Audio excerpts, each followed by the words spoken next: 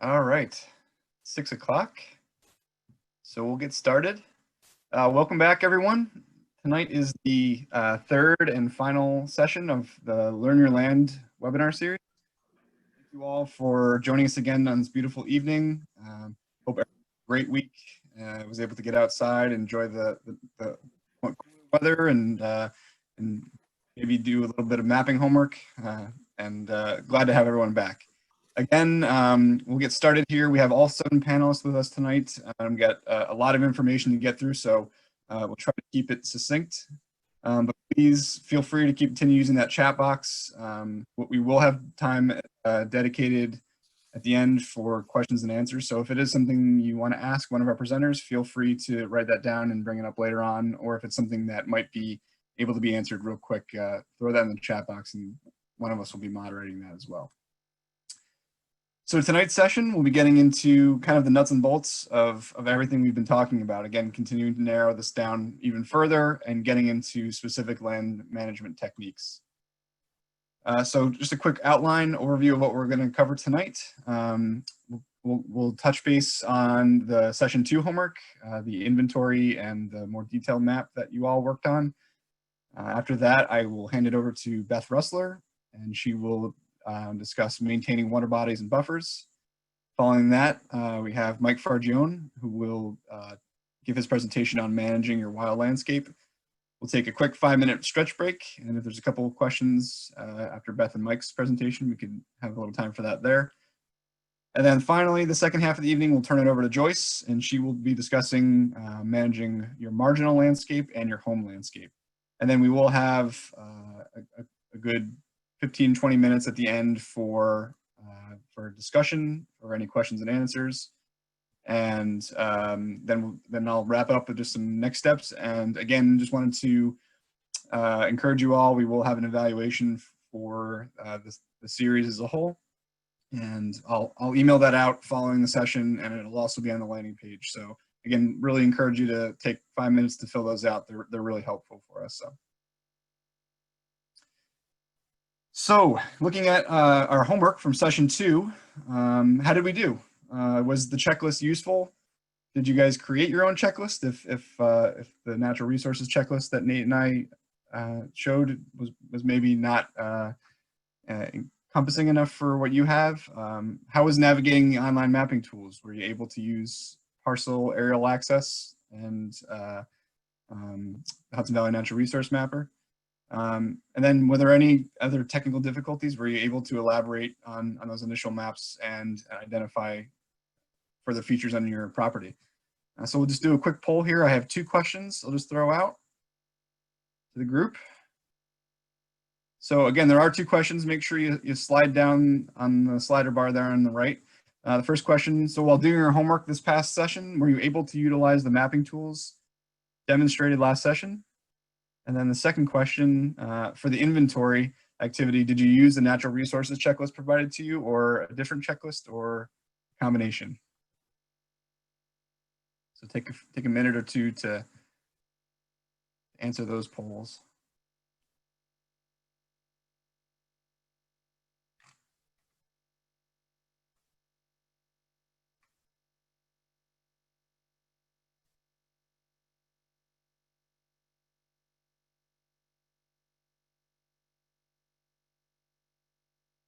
All right, we got a little over half coming in. We'll just take a few more seconds and wrap that poll up.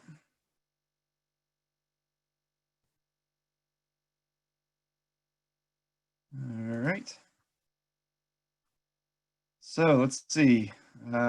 Great. It looks like about half of you were able to use the tools. A few of you could use some more instruction on them. Great. Yeah, I mean, we definitely realized that it was a lot of material to cover real quick, and that's a lot of information that we could probably put into a whole nother session on those tools. So great. And for the natural resources, for the inventory activity, great. So a lot of people did find the checklist provided useful. Glad to see that. And a few created their own and used a combination. Excellent. Well, great. Glad to see that those homework activities were useful for everyone. And again, we encourage you to use these as examples, but feel free to elaborate on these, to go off and make your own checklists, whatever is useful for you. So kind of getting into the nuts and bolts of the presentations tonight, we've kind of been continuing to follow this matrix here, this step-by-step chart. And after last session, we were at step 3, and we inventoried what we had, and we elaborated on that sketch, including more detail. And then going from tonight and then on beyond, we encourage you to move on to step 4 and to step 5, where listing potential management projects, prioritizing those, and then elaborating further one last time on that map, or creating a new map altogether that shows some of those projects and the potential outcomes of your management goals. And then finally, again, we're wrapping it up tonight, but we encourage you all to continue on even after this webinar series to realize those goals. This is an exercise, but we hope it's of use to you all, and that it really encourages you to go out and take some action.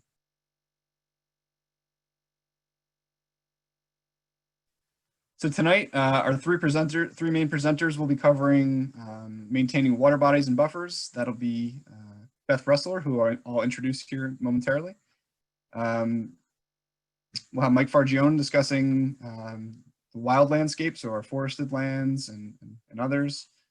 And then we'll turn it over to Joyce, as I mentioned, to talk about our marginal lands and our home landscape as well. So a lot of material to cover. So we're going to try to stick as close to time. And again, we'll save most of the questions till the end. So with that, I'd like to introduce Beth Roessler.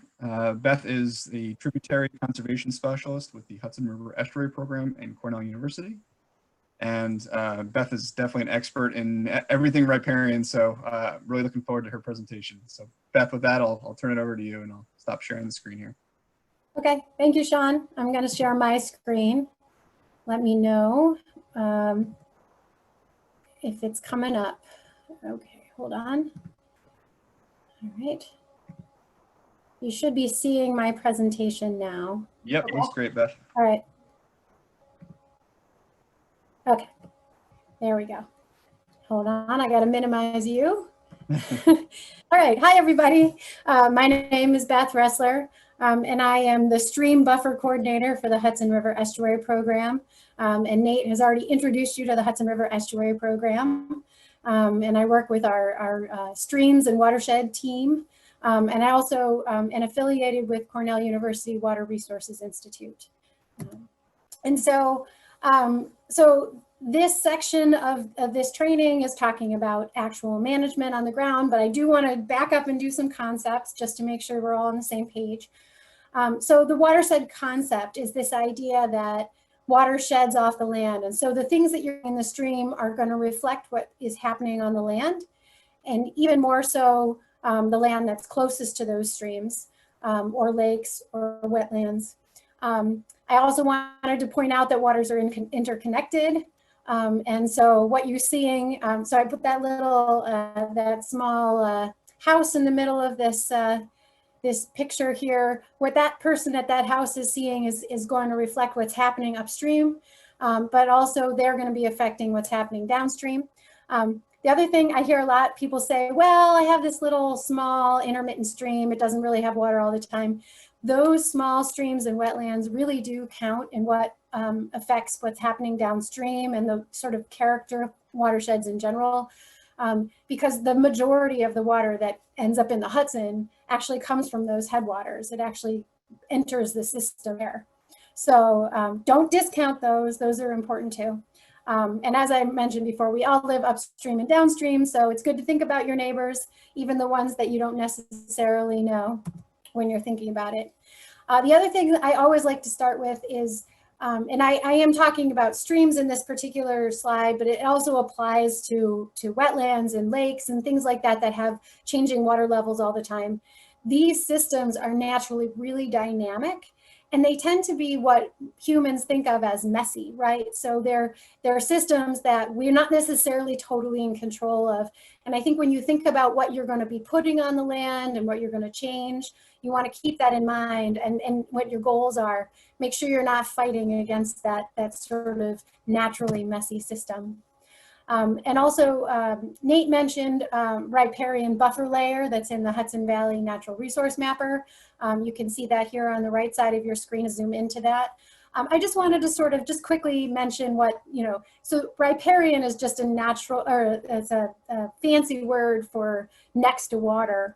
And so, but if you look underground in a riparian area, that area that influences the water the most, that land is going to have slightly different water dynamics and soils, and probably different vegetation if it's allowed to grow wild as it naturally would. And so that interface between land and water body is going to be a lot stronger in that riparian buffer, or I'm sorry, riparian area. And when we talk about a buffer, we're talking about where we've decided to, leave some room between what humans are doing and what's happening in the water. So thinking about that buffer, and I think just seeing this map and knowing it's not always like, when there's a very steep area, the buffer, the riparian zone might not be as wide. And that doesn't necessarily mean that you shouldn't put something wide in, but it does vary a whole lot depending on what's surrounding that water body.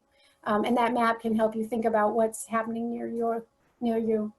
And I'm guessing most of the people on this webinar probably already know a lot of this, but I think when you're thinking about the goals for what you're going to maintain and how you're going to maintain it, you want to think about what those natural functions are of the streams, the wetlands, and the buffers, and making sure that what you're choosing is also supporting those functions if you can. So water quality, so anything we do on the land, like I said, ends up in the water. Thinking about drinking water, swimming, any of those kinds of things, what we do will affect that. Groundwater recharge, so if we can get the water going into the ground, it will actually support base flow in streams. Like a lot of water that comes up when we have drought times is from that groundwater. Flood control, in a million different places all over the watershed, make a difference to flood control. And flood is normal, flood is natural, but I think what humans have done to the land has increased how fast the water goes off the land, and we get these big spikes of flood that aren't necessarily sort of what a natural wild watershed would give us. So, thinking about that, like holding on to that water for a little bit longer before it goes into a stream, runs off the land. Erosion control, you can think about this as keeping your land and not losing it into the stream. Wildlife habitat, I'm not going to go into a lot of this, but wow, riparian areas are so valuable. Like it's that place where wildlife water, but also can get to where it needs to be for other types of needs. It's also a corridor, it follows those streams around, and we see vast, unique wildlife in these riparian corridors. Some studies have shown that it improves property values to have really healthy buffers along your stream. So not to have a stream that looks like it's dirty and messy. And I shouldn't say messy because messy is what we want, but that the stream that's not looking healthy. And recreation and education opportunities are really, there's very many of them along the stream, and that could be fishing or that could be kayaking, depending on what you're interested in. So when we think about what we want on our buffer, we might want to look at a reference site, like what does a healthy buffer look like? And they're wide. And there's a paper out there that's looked at a lot of the literature and says that the minimum of what you want is 100-foot buffer. And I know a lot of people say, oh my God, I don't even have that much land. But that's the ideal. Like we're really looking 100 and maybe 300 if what your goal is wildlife. So just think about it that way. Like these streams really naturally take up a lot of space, and their riparian areas cover a lot of space. So the more width you can give it, the more likely you're going to get those natural responses. Many types of natives, many sizes of plants. I mentioned that it looks messy. If you're looking at this picture we have here, there's low stuff and high stuff, and there's a tree and it's not exactly straight. Like thinking about those kinds of things, and maybe managing and allowing for some things to be a little bit quote unquote messy. Shade, depending on the size of the stream, you might be shading out the whole stream. You might be just doing the edge habitat, but it tends to dense cover with lots of different things. Leaf litter, you know, the natural leaf litter that comes off these plants feeds the natural insects that we have in the stream, which feed the fish. And I also have this picture of a down tree, which provides some valuable habitat for fish. So, you know, even that is sort of a messy thing that people often want to remove those things. And if they're not doing any damage to your property, having a tree and its roots down in the water actually is valuable habitat for fish. So here's a picture of a healthy stream, and we tend to not, it's hard to sort of see where buffers are in streams when they're like this, because it's just, it's woods with the stream in the middle of it. And that's great. Here's from above, we're seeing sort of two versions of buffers. There's a narrower one on the left-hand side, and that's not, you know, it's better than nothing. But on the right-hand side, we're seeing a much wider buffer with a little more diversity of plants. And so that would be even better. And you're gonna, if you want more wildlife and more of those functions, you're gonna get more from the left than from the right. But we know that sometimes it's not possible to get as wide a buffer as you might be ideal. So we'll start with the negatives. I just want to talk about a few things. Most of you probably know these things, but just good to keep in mind when you're thinking about things. So building berms or walls along streams is really something we don't want to do. And I think, you know, even from a safety point of view, when you build a berm, you have this sense that you're safe behind it. But when they tend to go dramatically and cause a lot more damage than a slow flood. Building or paving near a stream, that's what I was talking about, where, you know, we're running the water off too fast and too much, and maybe we're putting some pollutants on it. Changing or filling the stream path, like moving streams around, you never know what you're going to do. If you move a stream here, it might change what happens downstream, upstream. You might quote unquote fix what's happening in your area of the stream and really cause problems downstream. So really thinking hard about that and getting help before you do anything like that. Ditching or piping water into the stream. And this one, I think people know this, but I think that also, you know, when you're thinking about planting, people often will say, well, there's a little bit of sitting water and I don't really want that here. You know, sitting water next to streams might be really natural. That might be sort of a, you know, a sort of wetland near the water. So filling that area or trying to really quickly ditch that water into the stream is going to, you know, sort of counteract what's naturally happening. Mowing down to the stream, I think most of us know that. Dumping debris and clippings. And so I said that, you know, your leaves and the branches and things like that are naturally good for the stream. But if we dump huge piles of them or put them close to the stream, what happens is you end up clogging up the stream all at once during a flood. So in general, we don't want to be putting all of those things into the stream. That's not a good place to get rid of sort of your yard waste. And then probably most of you aren't doing this, but allowing livestock or vehicle into the stream is not good. So here's just some pictures. And I think, you know, going from the top, that mowed area, you can see how it's eroding, and those you know, lawn is green, but it's not, it doesn't have the kinds of roots that hold on to the bank the way that woody plants do, or even native grasses that are allowed to get tall.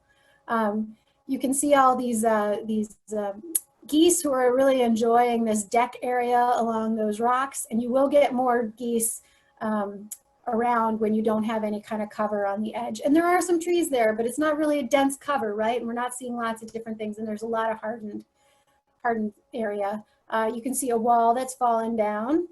And then this lower right-hand corner, you know, there are some trees on this, but there's a big lawn, right? And there's a big straight path from that house down to that lawn.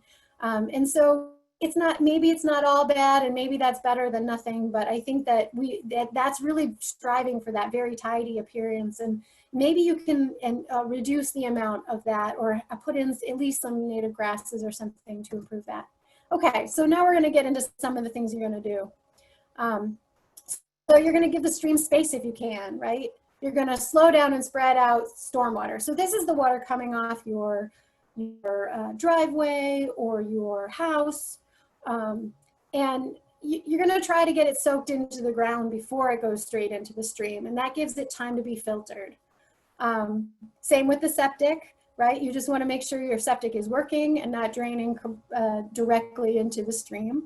So that's pretty unfriendly to your neighbors. Protect and maintain your native plants.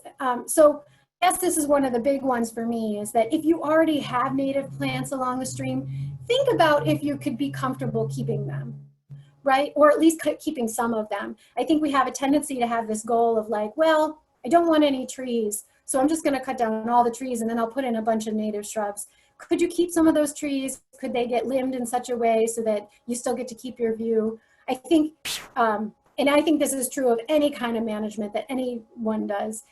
If there's something really good there already, so much time went into that tree growing, and thinking about keeping it if you can. Controlling invasives, I'm not going to get much into invasives, but I think that if it's possible, if it's not already too late, it really is better to have a variety of natives. And one of the reasons for that is they've shown that you know, the fish and the things that are in the stream really depend on the debris from native plants to be feeding them, much more so than invasives. So if you have huge amounts of invasives, it can be problematic. Provide access thoughtfully. So this was my way of trying to say, it's great to have paths. We want people to love your waterway. We want you to love your waterway. We want you to go down to it. But having a trail that follows the stream for miles all along, like paralleling it the whole time, is going to open yourself up to that, both the trail getting eroded, but also reducing the amount that you have vegetation that's helping the stream. So if you can think about having, perpendicular or diagonal paths that go to the stream and then leave it again, as opposed to just constantly following the stream around. And I think that's something that's pretty common for people to do because we want to be near the stream. But just, think about that access and making it some places and not everywhere. Work with your neighbors. Like I said, there's downstream and upstream. And this is it's really important. You're not going to be able to control what's coming down on your stream. And you might have some control over what comes downstream of you onto your neighbors. If you're going to make a change, you should probably talk to them and let them know. But you can also make a huge difference if you and your neighbors work together. And some of the programs that I'm going to mention at the end, if you have a small property, you might be able to join with your neighbor and get more out of those programs. Join a watershed group, especially if you have concerns about what's coming down on your stream or lake to your house. You're not going to be able to change it all yourself, and so getting involved in those groups, and maybe it's not a watershed group, maybe it's a lake group or even just the local environmental groups, maybe thinking about what's going on in those waterways. And get technical assistance, especially, and the next thing that I'm gonna show you is a sort of a bunch of different sites and ideas for management in those sites.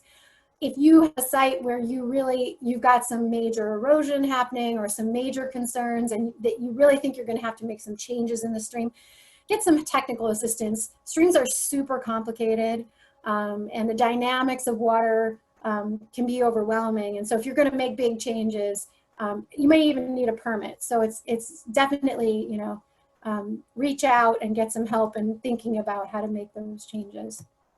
So, okay, I lied. I have one more slide with lots of words in it, and then I'll go to the examples. So I know we've all been telling you this all along. Start with your goals and think about those goals as they match the restrictions. So as I was saying, this is a dynamic area. So you probably won't get perfectly straight, tall trees right next to the stream because probably that stream's gonna flood and ice is gonna come during winter. And so maybe you want your straight, tall trees a little bit farther back. But you might get some cool hanging trees that hang over the edge or something like that. But think about your goals and then trying to make sure that they're realistic given that you live in this place that might flood all the time or something like that. And again, your plants are going to need to match that. you know, there was a question last time about plant lists, and I'm happy to share a plant list, but I also really highly encourage you to look for a reference location. So look upstream or downstream on the same stream or a similar stream nearby, and what's growing there in a healthy place, right? And think about those things, because that's a great way to think about what will survive, and also what sort of belongs in those areas. So reference locations are a great way. And you can also think about how many different species are there. And that might guide you in thinking about some of that stuff. And you might not plant all of them, but still just thinking about all those things and what you might expect. So maintain diverse species and sizes. That was getting back at, you know, you can plant these areas, but if you already have something good, maintain those, try to keep some of those, and keep all these different things in there. And if you're going to plant natives, please. I totally understand if you have some invasives and they're already there and they're already doing a lot of good for erosion or something like that. But if you're going to be bringing in something new, think about bringing in something that sort of belongs in that space and is going to support the local wildlife. And I don't have time to really get into natives, but you know, ask your nursery where they got them from and what the seed source is. And if you get something more local, get it more local. It's not always possible, but the more you can do that, the better. If you're working in a place that has a lot of erosion, you might want to watch what's happening and keep an eye on it. And if it's going to be coming in and if you're having, you know, a foot erode every year, then you have to be prepared that the things you put 2 feet back in 2 years have to be ready to deal with that. And if they're not, then you might need to put some kind of temporary protection. And there's all kinds of guides for bioengineering things that can do that. I'm not going to go into that today, but if you're seeing that kind of dynamic and it's something you're worried about, you know, make sure you're dealing with it at the same time as you're planting. Add plant protection. I'm going to have another slide on that. Working phases. One of the really important things, especially in an area that's very erosive or where there's a lot of invasives nearby, if you're going to be removing stuff, you don't have a huge area that you need to maintain or huge area left bare unless you have the capacity to manage it. And so I think this is true in any kind of project. Maybe do some experiments and work your way towards it, right? See what happens when the spring flood comes, what survives and what doesn't. And give yourself some time to maintain those plants. It's kind of like a garden when you first put in, even if they're things that need to survive at that site on their own. For the first year or so, you really are going to need to help them. And this picture here shows a 3-zone approach. So maybe you want to have some area that does have lawn, but maybe you can have, you know, lawn, and then in the next zone you have a little bit more managed but less, you know, less lawn and maybe a few taller trees. And then in the area closest to the stream where we want the most protection for this stream, you can let it really grow wild and not be cutting things down. So it's a way to think about it if you don't have a lot of space and you want to use some of that space for other things. I mean, if you have 100 feet to give it, but if you don't, you can manage it that way.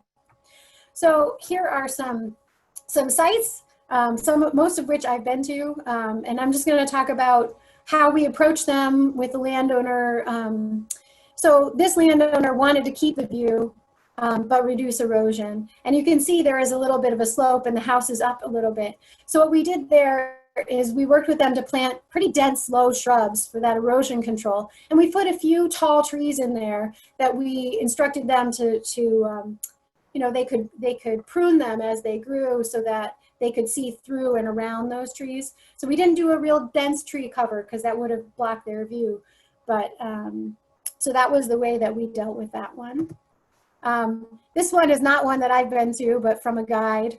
This is a lake management guide, and I can give you the link to it. There's lots of great pictures on this one. But if you look at this, this is a first step towards not mowing everything. They're choosing to have a no-mow zone down at the lower area. But if you want to go even farther than that, think about what's your most important view. And you could, so look at it now, and I'm going to go to the next one. You could add a few more things, some low-growing shrubs, a few trees off to the side where the view's not as good, and really sort of increasing that buffer and sort of aiming for that 50-foot vegetated area and still allowing access to your dock. and boat and things like that. And so, you know, really thinking about how you can add more without taking away from your enjoyment of it. So this, I think I already showed you this picture, but someone did send me a picture very similar to this. It wasn't this one. They said, I want to replant this. How do I fix it? And I said, that stream looks great, right? So this, to me, looks like a really healthy stream that's doing quite well. And we want to watch it. And if we see signs of some invasives coming in, I would just sort of individually remove them, or kind of watching. If we're seeing signs of new erosion happening, we might want to investigate why. But I wouldn't want to mess with this. This is super healthy looking to me. So I think that's something too, is sometimes it's better just to leave it be. I put this in here because this was a site where I was asked to come and help revegetate the buffer area. And their goal was really to protect their house. And, you know, totally honest, there's no amount of vegetation all by itself that's gonna do that work. And I personally would not want to be on the line for making sure that this stream doesn't take down that house. So there are times where vegetation will not be enough. And I think recognizing that and getting technical help, this is something where there probably would need to be some structural changes that happen. And I actually happen to know that there's something upstream happening that needed to get changed, probably to keep this from continuing to erode at this crazy pace. But just looking at the picture, you wouldn't know that. So I think that's also, you know, knowing when you're sort of, when your goals just aren't going to be matched by what you're able to do. This is one, you can see there's very little space between what's already existing and the stream, and they really wanted it to look pretty. So we really chose things that were salt tolerant, knowing that they were going to survive when that winter salt gets put on this parking lot, but also, you know, things that have nice, like lots of blooms and different colors, and really densely planted shrubs and a few trees in there. And I think in this picture, the things that have those plastic tubes on them are trees, and everything else is shrubs. And this is one, so this is an area where on either side of it are really intact, healthy forests. And so for this site, we really wanted to look at those adjacent reference sites and really match those plants as well as possible. And I'm not sure if we did it at this particular site, but one of the things I love to do is if you find a tree that's been deer eaten over and over and over again, but it's a native, right? You can recognize it somehow by the buds or something like that. If you can protect that either with a tree tube, which is what you're seeing here, or with a fence around the whole site, you're going to be able to keep that local native seed stock coming up. And so sometimes that's all you need to do. And sometimes if you have enough land and you're not, you know, causing trouble to other spaces, you might be able to move plants from one place to another, and you're keeping that very local seed stock. So it doesn't always cost lots of money. And sometimes there's an opportunity to sort of just, you know, remove the deer pressure and let it naturally revegetate too, or remove the mower pressure. And this is something that's not specific to riparian areas, but protecting new plants.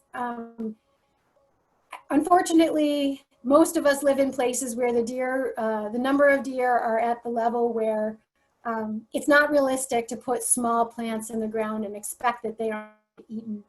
So this is an example. There's some examples. There's tree tubes, these plastic things. I use them a lot because of the way that I have to manage my program. You can make your own protections. What I don't have a picture of is brush piles. That's something else. If you're going to be cutting down a lot of vegetation from other areas, you can pile brush around seedlings to help reduce the chance that the deer are going to go in there. The harder you make it for the deer to get to it, the more likely. Or you can do something like this bottom picture, this border fencing. That's much more expensive, but you are going to get a lot more of that natural regeneration coming in from the trees around. And I think you want to think about how you're going to manage the area when you put that protection in. This is my last slide. So I run the Hudson Estuary Trees for Tribs program. So if you have a space where you need to add some native trees and shrubs, we actually provide those for free, as well as plant protection. We'll come out and do a site assessment, which is a real bonus to people. So we'll come and walk that site with you and say, what are your goals? And talk about what makes sense to get to those goals, and give you some planting recommendations. And if you bring a group of volunteers to plant, we will come during that day and maybe help with some of the prep and help give them a demonstration about how best to plant, which many of you may know how to plant, but you might not know how to put on a tree tube. And so we'll give you those tree tubes and show you how to use them. That is for people who are in the Hudson Estuary watershed. I know that some of Dutchess County is not, but buffer in a bag is actually available to everyone in the whole state of New York. And for that, you get a little less of that technical help, but you do get 25 free native bare root plants. They come to you in the mail from the Saratoga Tree Nursery.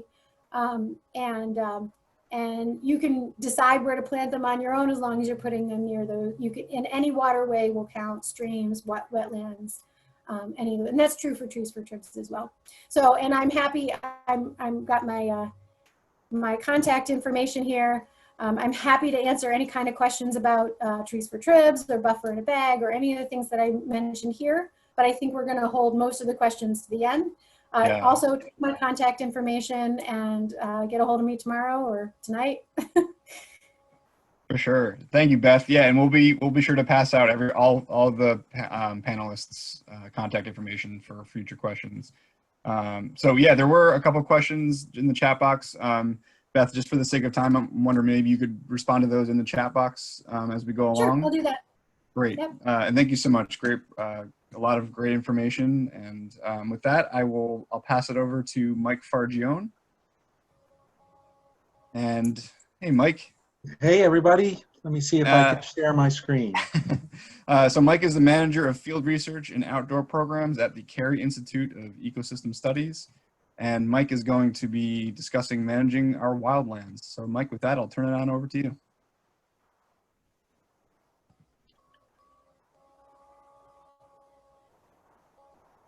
Okay. Did the shared screen come up? Yep. Oh, I can't see it myself.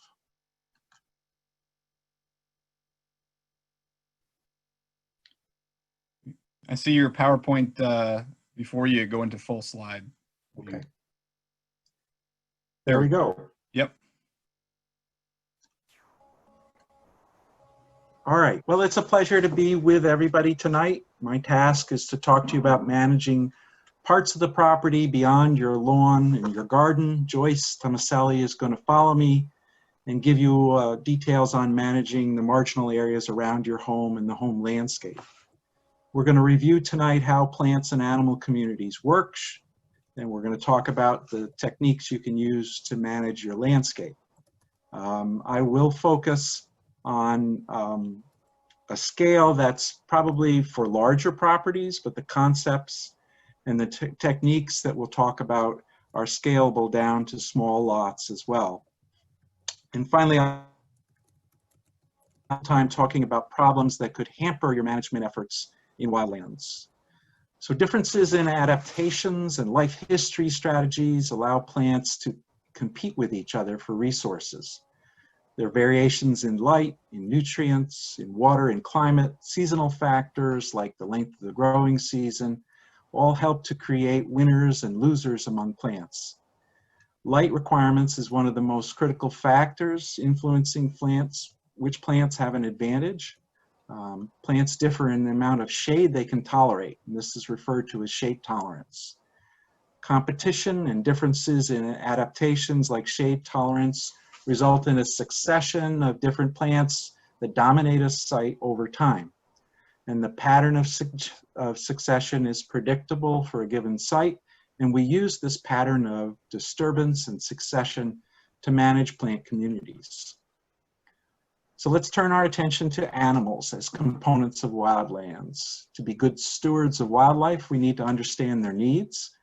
What makes a site suitable for wildlife? Wildlife need appropriate kinds and adequate amounts of food and water and cover for hiding, for feeding, for reproduction. This is true regardless of what species we're talking about, whether it be bears or deer, songbirds, salamanders. They all have requirements for food, water, and cover. The way these resources are distributed across the landscape is also important. We won't have time tonight to talk about connections between habitats, but it's another important component of good stewardship. How well the wildlife needs are met on your property reflects a lot of things: soils, topography, climate, but most importantly, it reflects the plants found in the area. So understanding how plant communities form and how they change is important if we're going to understand how long a site will be suitable for a particular tree species or a wildlife species, or how we can make changes to attract or repel different wildlife species. So this is a classic illustration of plant succession over time, starting from bare ground on the left and moving towards a climax forest on the right. The term climax refers to the final stage of succession where the dominant plant species will remain dominant unless some form of disturbance takes place. Vegetation can be set back in any of various ways depending on the type and severity of the disturbance. And after each disturbance, the process of succession will begin again. Animals with different habitat requirements will separate themselves out in space and time based on their food and water and cover requirements, and as provided by different successional stages of plants. If you look at this illustration, the bars above the plants show that the names of bird species that use different successional stages are there. So it reminds us that the animals are also part of this community, and they change over time as the plant species change over time. Our ability to create or alter successional stages becomes one of the major tools we use in managing plants and wildlife on our properties.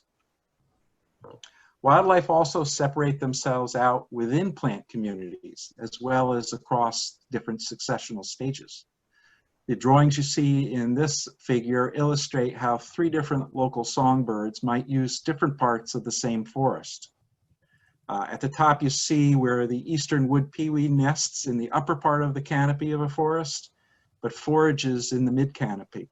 In the center illustration, a black-throated green warbler forages in the upper canopy, but nests mid to low in the forest. And on the bottom illustration, the ovenbird, another warbler species, nests near the ground and forages low in the forest structure.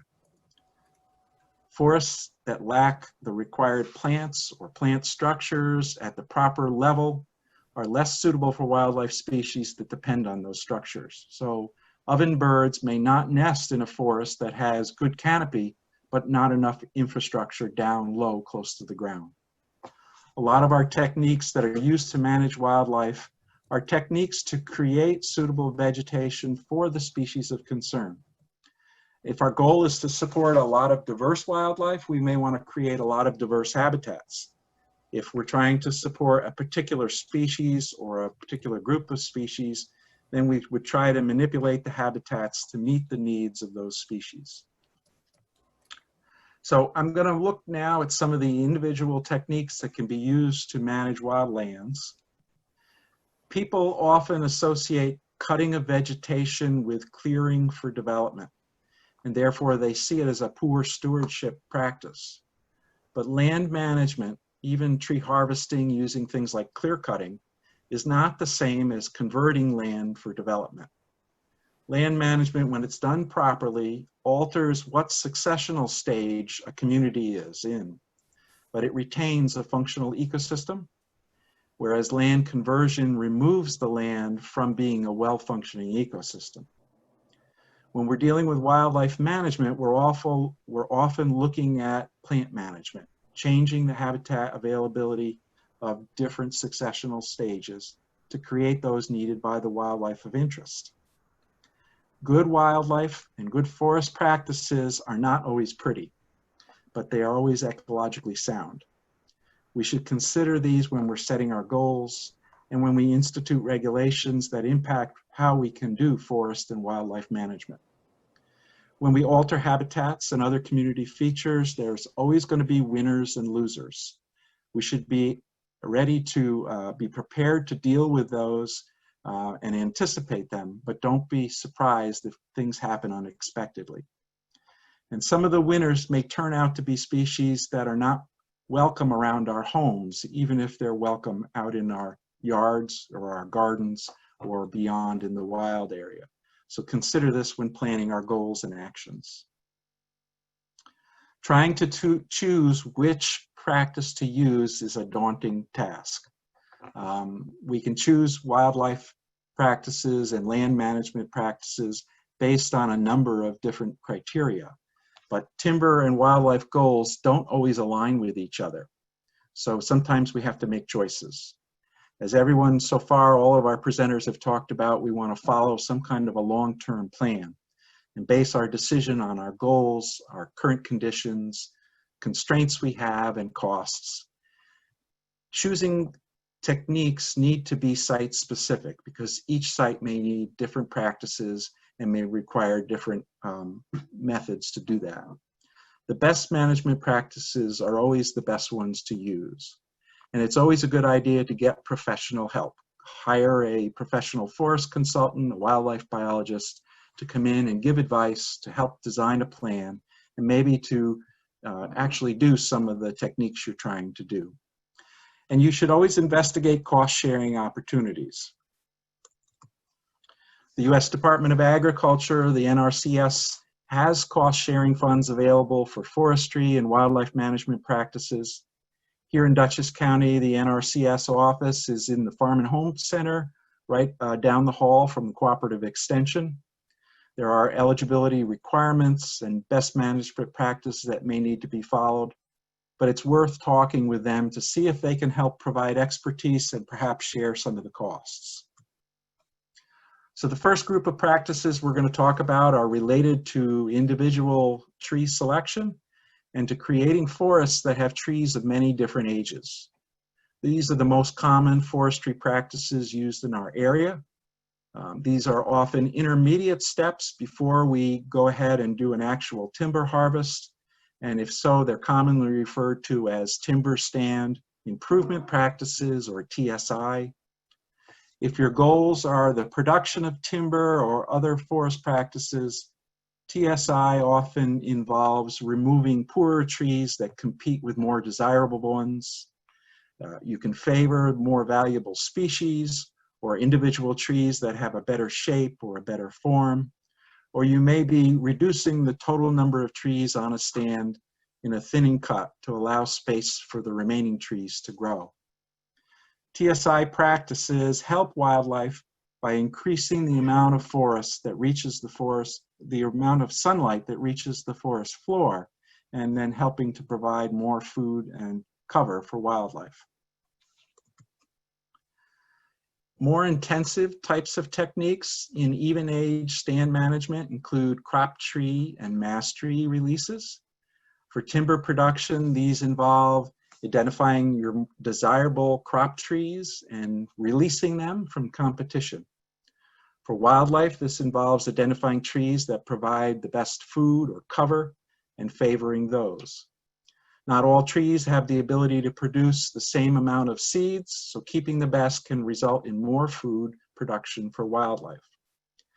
These involve more severe types of cutting than other TSI practices, and so they mean more light reaches the forest floor, and there should be a responding greater increase in growth, providing more food and cover for wildlife and more regeneration for forests for the future. So cutting down trees is hard work and maybe beyond what individuals feel comfortable doing, or the site may be small and it's not economical to have a logger come in and do TSI or other work. There are alternatives to felling trees that accomplish the practices of TSI. You can girdle trees, you can apply herbicides to the bases of them, you can do a combination where you create wounds in the tree and treat them with an herbicide. These require less manual labor than actually cutting the trees. It may take several years for the trees to die. The advantage is it creates new dead trees that are standing in the forest that provide food and cover for wildlife. It also could reduce the amount of damage that occurs compared to dropping trees and they fall on their neighbors and damage them. It does, however, produce additional hazards for human activity, both now and in the future. Now you're potentially working with herbicides or other chemicals, and in the future you have a stand that potentially has a number of dead trees standing that could potentially fall and hurt somebody. So next we're going to talk about practices that are related to creating forests that are even-aged. Okay, these are not without controversy. Everyone's heard of clear cutting. It's the most famous of these practices. It refers to the removal of all of the large and medium trees in a stand. Many times, many of the small trees are also removed in this practice by the mechanical activity of the harvesting equipment. Reforestation in clear cuts is accomplished in several ways. The stumps may sprout again to produce new trees. There may be natural seed already in the seed bank in the soil, or humans may spread seed over it, or people may actually plant new seedlings in those areas. A lot of clear cutting doesn't get done here in the Northeast. Much more common is a practice called shelter wood cutting, which refers to the removal of all of the large and medium-sized trees in an area, in a block, but you leave a small percentage of valuable timber trees of the favored species. They provide seed for the next forest to grow from. You leave them for 5 to 10 years until you've had a good crop of seed produced and a number of seedlings produced in the forest floor, and then they would go back in and remove the rest of those fully mature trees to make it into an actual fully clear-cut area. On a much smaller scale, people sometimes do what's known as a patch clear cut. It's a small clearing that allows you to increase the size and the disturbance beyond what happens when you remove just a single tree. These are all techniques that are the most effective ways, and sometimes the only way, to regenerate shade-intolerant tree species. Conifers, hardwoods like aspens, birches, and even sometimes oaks. They're required to generate large, early successional habitats that are important to a lot of wildlife species, like golden-winged warblers, ruffed grouse, American woodcock. Firewood and firewood cutting, usually on a commercial scale, is done as a byproduct of the timber stand improvement practices or the harvest. Too often, homeowners consider aesthetics over function, and they clean up all the dead and downed trees in their woodlots in order to fill their firewood needs. Wildlife and wildlife ecologists love standing dead trees, and they love fallen trees on the ground. So again, you've heard this several times. Try to resist the urge to clean up your wild lands, and don't be afraid to let your forests be a little bit messy. Prescribed burns are burning of the forest or brush or grasslands to achieve either vegetative or wildlife management goals. They're not used widely here in the Northeast, but they're very common in other parts of the United States. They can be performed here in New York. They have to be done in accordance with DEC regulations, and you should contact your regional DEC office for more information if you have an interest in using prescribed burns. Let's consider some techniques that are primarily wildlife enhancement techniques, not typically part of forestry practices. The first of these is called hinge cutting. It's gotten to be immensely popular among landowners who are trying to prove habitat for wildlife, particularly game species. It involves cutting small trees just partway through and then pushing them over while they're still attached to the stump. The trees will remain alive for a few months to a few years if it's done properly, and it provides a lot of cover on the ground in both browse and cover for wildlife. It's sometimes referred to as living brush piles. It can be somewhat unsightly. You probably don't want this in your backyard, and it can make future work in that stand more difficult. I've seen places where it's been done to excess, and it actually can inhibit wildlife use if it's really overdone. Another wildlife habitat enhancement that we talk about is avoiding cutting dead standing trees wherever they can be safely retained in your forest. These dead trees are called snags, and they provide critical wildlife habitat, homes for cavity nesting birds and mammals, and food for various insects and insect-eating animals. So unless safety dictates it, leave your snag standing. Brush piles can be useful and important wildlife habitat. They are typically made from remnants of harvests, from prunings, when you clean up after a storm. Ideally, they're about 15 feet wide and 6 feet tall, and they provide shelter for lots of different wildlife. They're best built along the edges of cover, and they're most valuable as short-term solutions where there's not a lot of natural ground cover. Usually you build them by putting the larger materials on the bottom and smaller materials on top. They can attract good wildlife, and they can also attract wildlife that cause potential problems. So consider that when you're going to build them. Another very popular wildlife habitat technique is to build soft edges or cutback borders or shrub borders. They're brushy transition zones where a forest tapers to a field. They provide food and cover in a gradual transition. Typically they're 20 or 30 yards wide. There's several methods to create them. One is to stop mowing the outer edge of your field. You can plant shrubs in that outer edge that you stop mowing. Or in some cases, like you see in these pictures, what they've done is they've actually cut down some of the forest trees along the edge and let them fall into the field, so the tops land in the field. Like any other wildlife or forestry habitat, there is some maintenance involved in these kinds of practices, and you have to go in occasionally and cut down the larger trees that grow up to prevent succession from turning that edge back to a forest. Woody plantings can be important for helping to manage wild lands. They can be standalone or parts of soft edges. They provide cover and food. We want to focus on using native species. If we mix up the species, we can provide a range of different types of foods at different timings when they're available. There are select cultivars available for wildlife food, and they do require some maintenance, pruning, fertilization, perhaps weed control, and some protection from wildlife like deer and rabbits.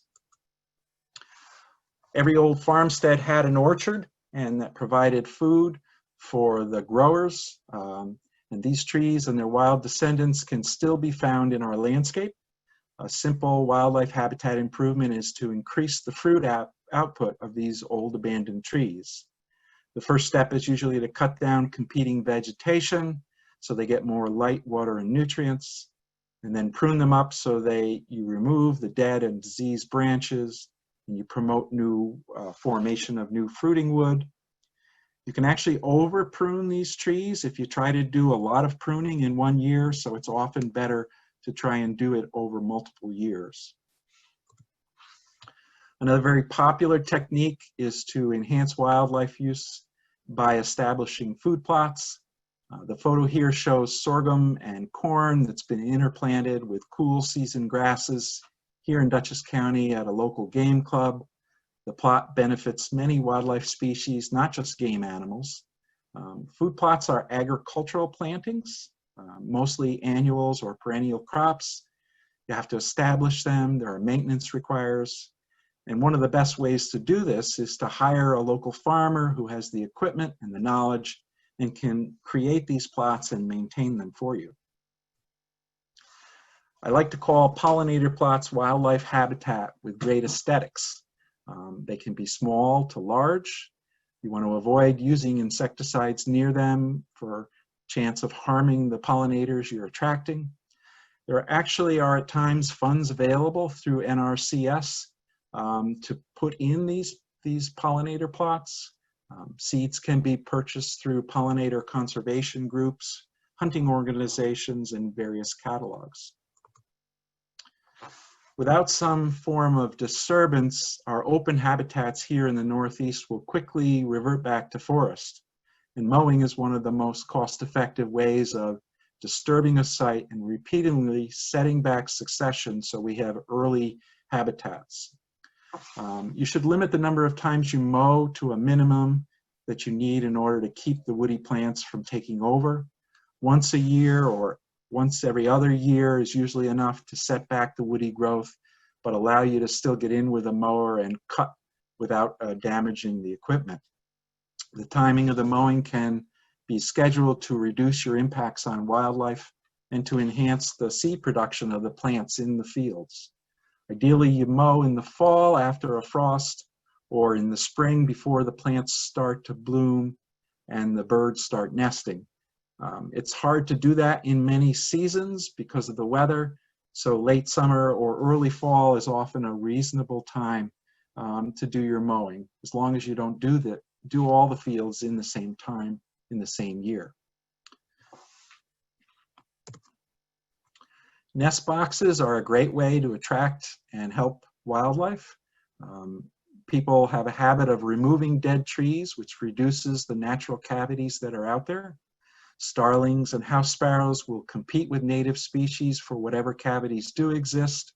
So nest boxes can really help to promote various native birds and mammals. Box design is specific to each species, as is the placement. So it's important to know what the best location, height, and aspect would be. And there is some maintenance required for nest boxes. So we're all aware of the threats that natural communities face from development and pollution, climate change, and other human-caused factors. But there's a couple of threats we need to consider when we're thinking about being good stewards. And these are invasive species, which we've talked about quite a bit, and overabundant deer populations. When we look at a forest, we often look right past the lower level and when we marvel at the big mature trees. But the understory is really critical. It's the overlooked and undervalued component of most forests. It's the next forest. It's the replacement trees that are necessary after a timber harvest or after a natural disturbance. As we've already talked about, the forest understory provides important structural habitat for wildlife. The Nature Conservancy produced some frightening analysis of the likelihood of New York forests being able to regenerate themselves a few years back. Over much of the state, the likelihood is fair to poor, and it's particularly poor here in the southeastern part of the New York area. Foresters rated the greatest threats to regenerating our current forests, and they mentioned competition from other plants and the loss of seedlings from deer browsing as being the most important factors that will prevent natural regeneration in our forests. So we've talked about discussion of issues and techniques for invasive species management, and we'll talk more about that in the next presentation, but I wanted to mention a few things. The best control is to prevent new introductions. And so I suggest people go to the Treat Smart Trade program on the Cary website to see what people are doing to try and prevent new introductions. Controlling invasive species is often necessary before you create new disturbances like thinning or harvesting. Sometimes it's required in order to obtain cost share funding. Invasive species differ in their impacts, and this may not seem intuitive, but sometimes it may be preferable to have invasives in your forest to no understory whatsoever.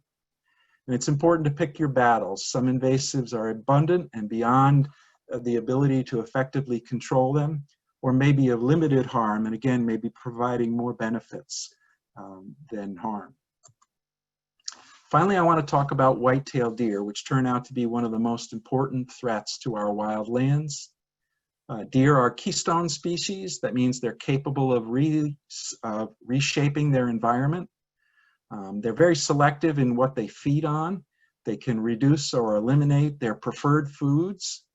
In wintertime, when food is scarce, they will turn to eating dormant woody buds, and they'll focus their feeding on the low vegetation seedlings and lower branches in the forests and fields. Deer densities in many states, including New York, are greater now than they were before European settlement. And so the result of this is widespread damage to forest understories, a reduction in the cover for wildlife, and a loss of regeneration for the next forest. There are a variety of options for dealing with deer damage or any wildlife issue, but they fall into typically 4 categories: cultural practices and habitat manipulation, repellents and scare devices, physical barriers, and population control. The first 3 are typically used on smaller sites, although some physical barriers can be used on large areas. But we're going to talk about population control today. So a variety of methods have been used to attempt to reduce deer numbers. We don't have time to go into all of them, their benefits and shortcomings, but repeated work has shown that hunting during the established season can be the most effective way of reducing deer numbers on large landholdings with free-ranging and abundant deer. Reducing your deer population will require an annual harvest of the adult breeding age females. The opportunity to harvest a buck with antlers keeps hunters engaged, but its population control effort has to focus on removing the breeding females. So, landowners control access to deer and to hunting, and they should manage hunters. They should set annual deer harvest goals for their property. They should require hunters to apply for and take antlerless permits on doe tags. They should determine when and where hunting takes place on their property within New York state laws. They should identify hunting and parking areas, make the hunters familiar with boundaries and sensitive areas they don't want them to trespass in, require some blaze orange.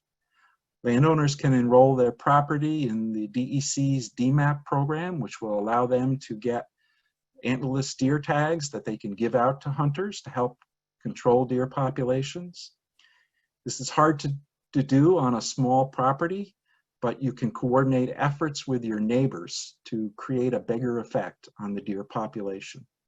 So I would encourage landowners to ensure your goals are accomplished and use hunting as a tool. So this has been a really quick introduction to some land management techniques. I've given Sean a number of references, and they're on the landing page for further study. And I'm happy when we have time to answer your questions, and thank you for your attention. I'll turn the screen back to you.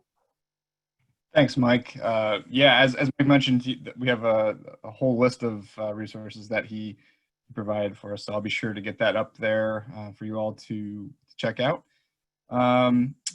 We will all be taking a 5-minute break here, so if anyone wants to hop off now and come back at, let's see, it's 7:08, so come back around 7:13. We'll take a quick 5-minute break.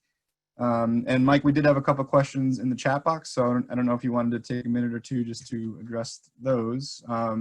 One question was, how do you incentivize doe harvest by hunters?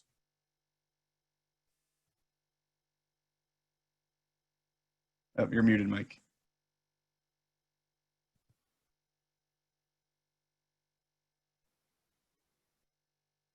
Oh. Mike, can you hear me?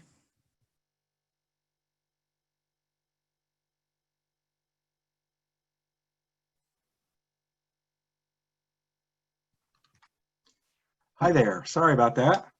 No problem. The way to incentivize harvest of does by hunters is to make it a requirement for getting access to your property. It may mean you have to require them to bring the animals they harvest to you and show you that they've done it, but it's very effective. People want places to hunt, and they're willing to go through a lot of hoops to get them.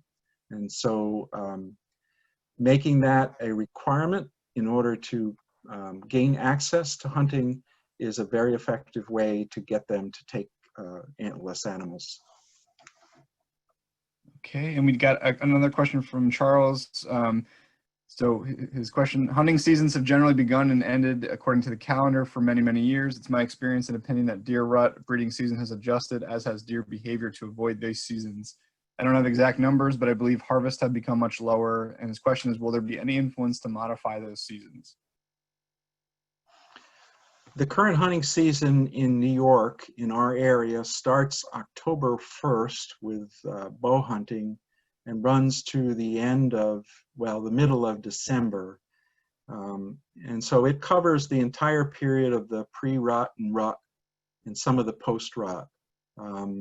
It certainly changes each year when those events take place, but there's typically plenty of opportunities to harvest animals if you're willing to go through different seasons and different types of weapons in order to harvest an animal.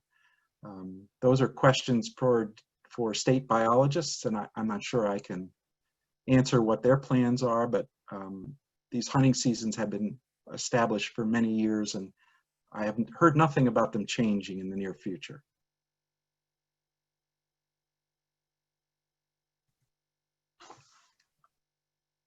Thanks, Mike. So we will we'll get back started here in just a couple minutes. So stretch your legs if you need to.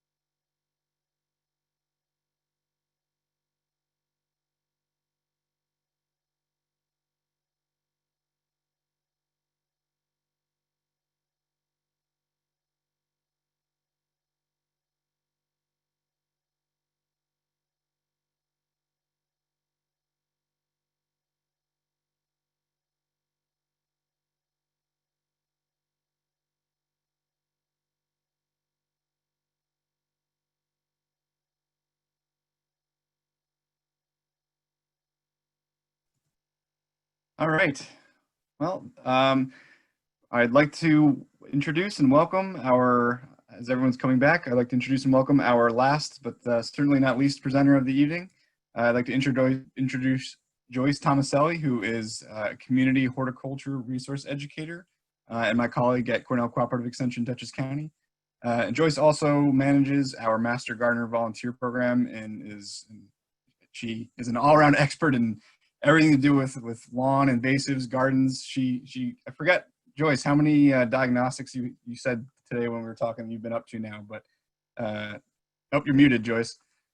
But she has all the answers. So May I had 100 diagnostic calls, and the first 9 days of June I had 68 diagnostic calls, and everyone wants to talk. Oh yeah. Well, you're the person to talk to. So with that, I'll turn it over to you, Joyce, and take it away. And no. Okay.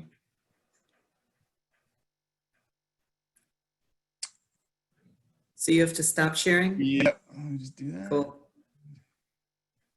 You should be good. Sharing. Wait a minute. I have to get to where I can share. Yeah. Share screen. There we go.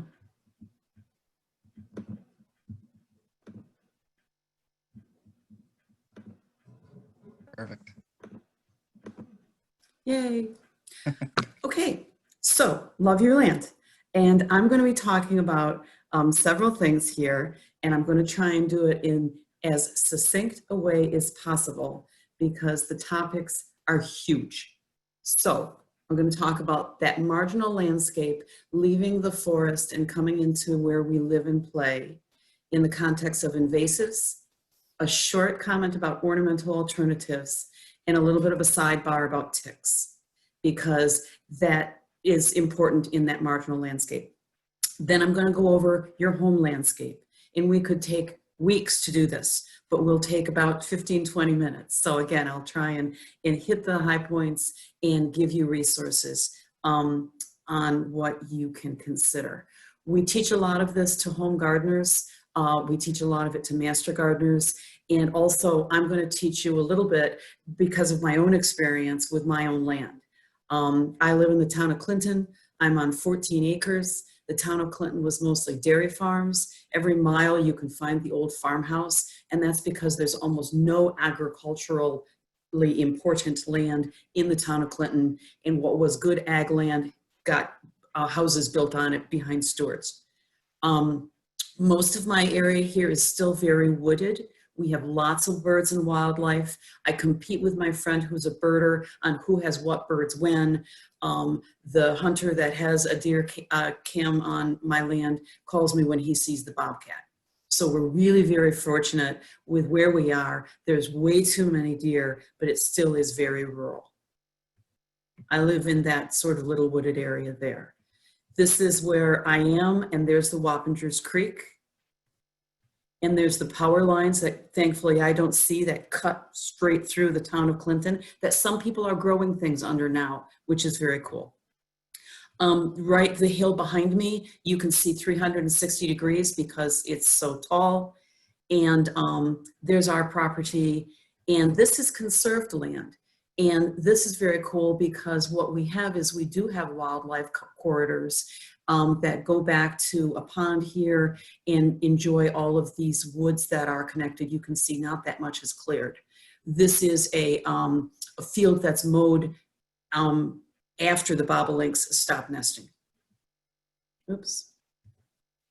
I do have what I call a wetlands. This may be called a stream.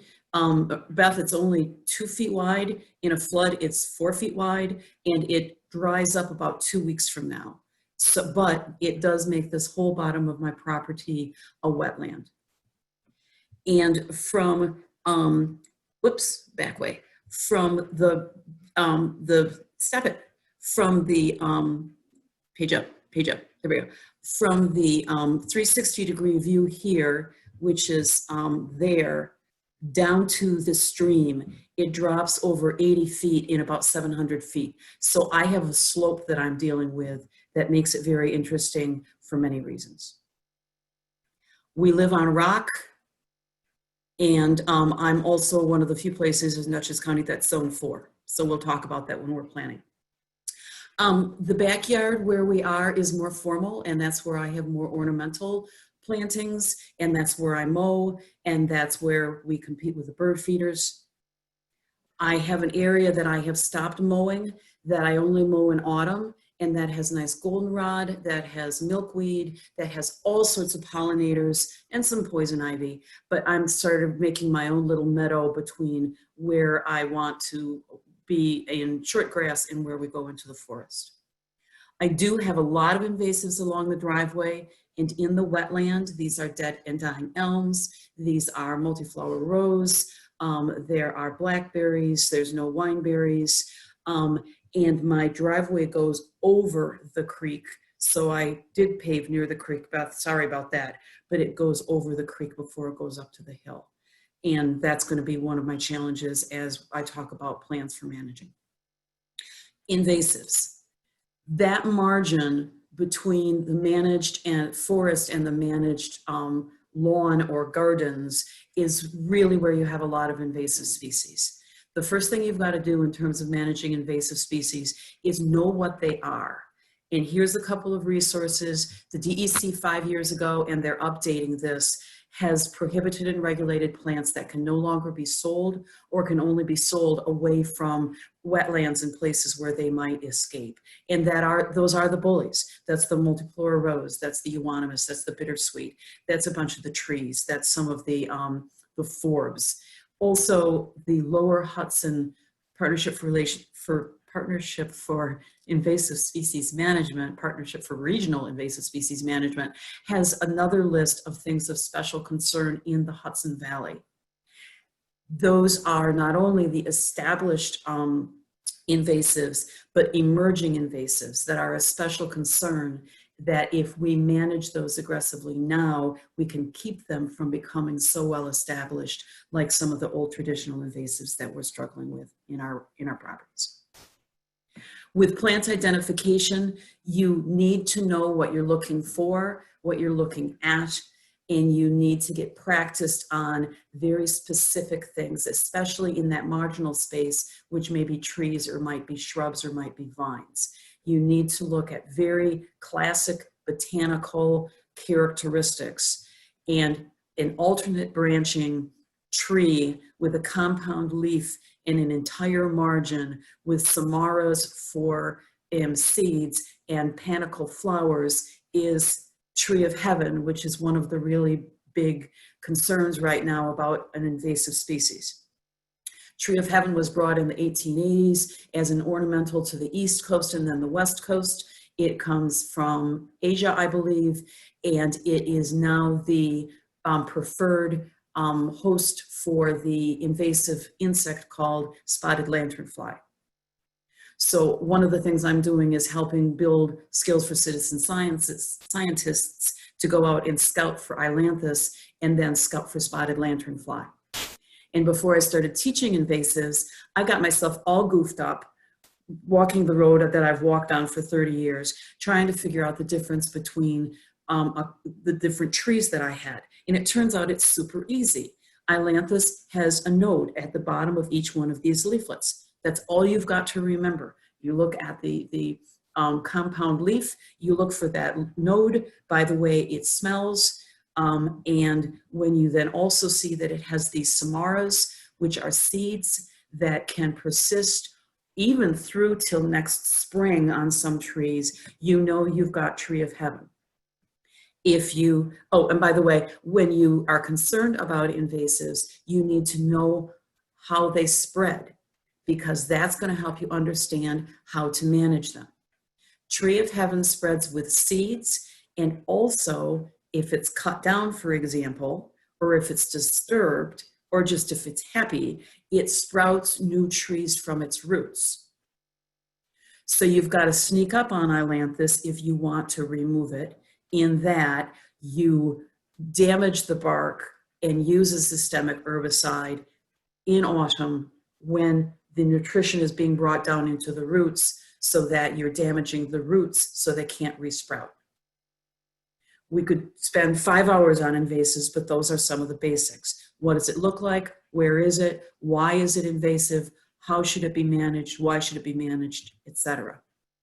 Lookalikes. Black walnut, the bark is different.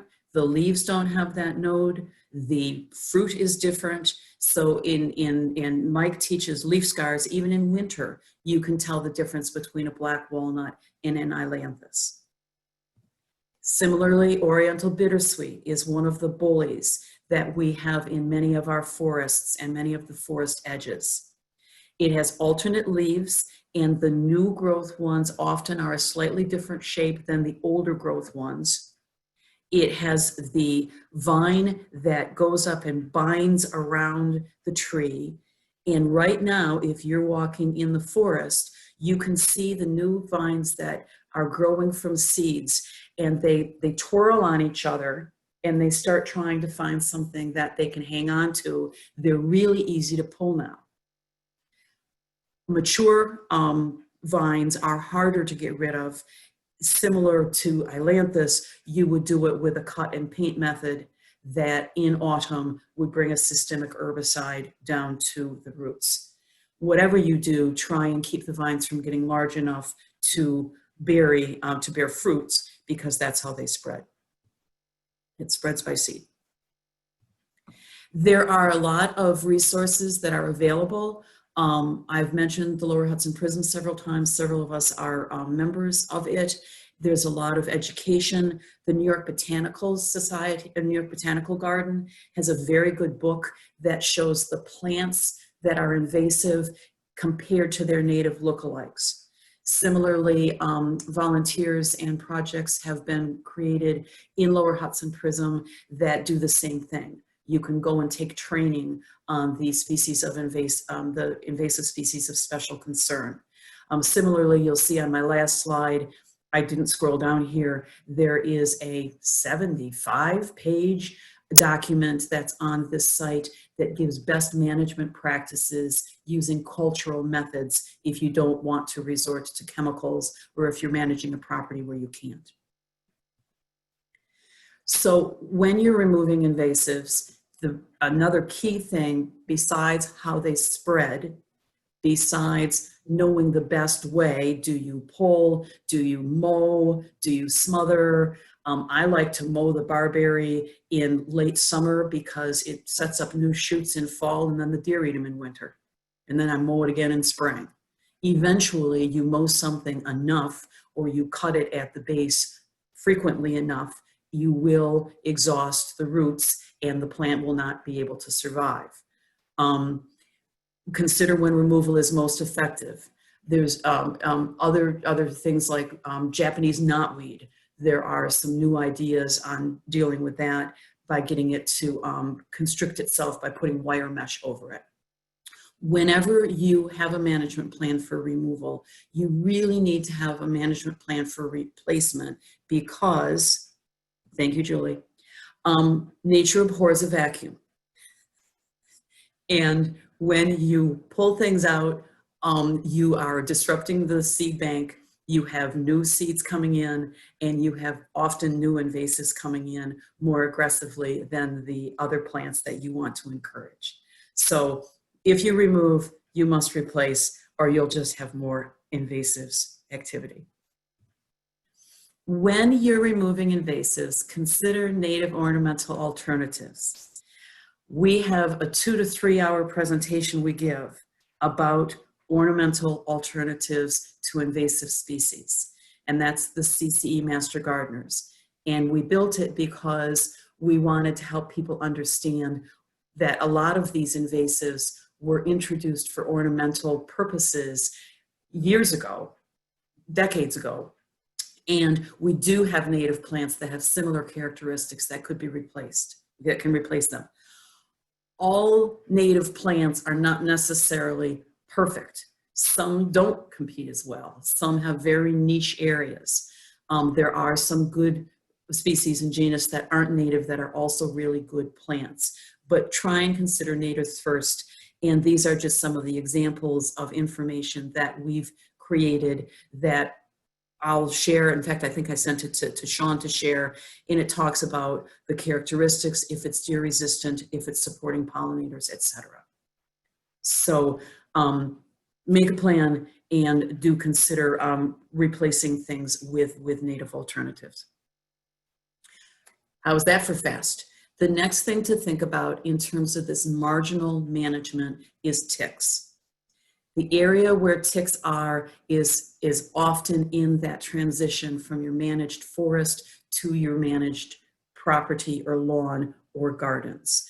There are a lot of resources at Don't Get Ticked New York, which was created a couple of years ago by Cornell, New York State Integrated Pest Management, and it has claymations and it has lots of information, but here's a few highlights. The whole point we teach is don't get bitten by a tick. Then you're not going to need to be concerned about tick-borne diseases and how to deal with them. Don't get bitten by a tick by knowing where they are and by avoiding it. And the margins are prime locations. Last year, I got really late in the year and I took the mower and I just sort of shot all the leaves into the woods, and rather than chopping them up and spreading them for mulch like I normally do. And about 2 weeks later, a research paper came out pointing out that made really good tick habitat all the way around my property between the lawn and the woods. Know that they need blood, that ticks quest. They quest from foliage on the ground. They don't jump or fly or drop from trees. They are waiting for you or an animal to brush by. And Lone Star ticks that are starting to be seen in our Dutchess County and have also been found in counties further to the south are more active hunters than the other two. They have preferred habitats. The black-legged tick, which used to be called the deer tick, but deer is just as much a victim as anybody else. The black-legged tick tends to hang out more in the woods and in long grass. The American dog tick is probably the favorite one if you find one, because it carries the least diseases and it tends to be on the edge. When I walk my dog, I almost always find American dog ticks. But if I'm in the woods or where it's cooler, that's where you're going to see black-legged. The Lone Star, sadly, likes all three areas. And so in all cases, we don't get ticked by doing a couple of things. Avoid tick hotspots. So when you're working in your woods, when you're managing in your woods, be aware of where they are, and of course use physical protection. Ticks need hosts. And so my bird feeder attracts birds and squirrels, and I got to think about that, where I put it, because that could also be attracting ticks. So that's over sort of on the side of my area. It's not of my backyard. It's not where I would sit out in the evening and have dinner. There are a lot of resources that I'm not going to go through, but they include how you can inspect your lawn, how you can analyze, sorry about the clock, it's only half, how you can analyze and how you can do some inspection. Net, when you're outdoors, when your family's outdoors, when your dog's outdoors actually, there are repellents that are labeled for ticks. Some of them seem more safe, like oil of lemon eucalyptus, but it doesn't last as long. So whenever you use a repellent, make sure that you read the label to see how you need to reapply it. I tend to not like to put stuff on my skin, but I'll spray repellents on my shoes and on my hat. And if I'm wearing pants on my legs and on my jeans. You can also use permethrin treated clothing. You can treat your own. You can buy it treated. And one of my master gardeners, who's a really little itty bitty thing, has her small sizes clothes that are her favorites. You can send them out to be treated.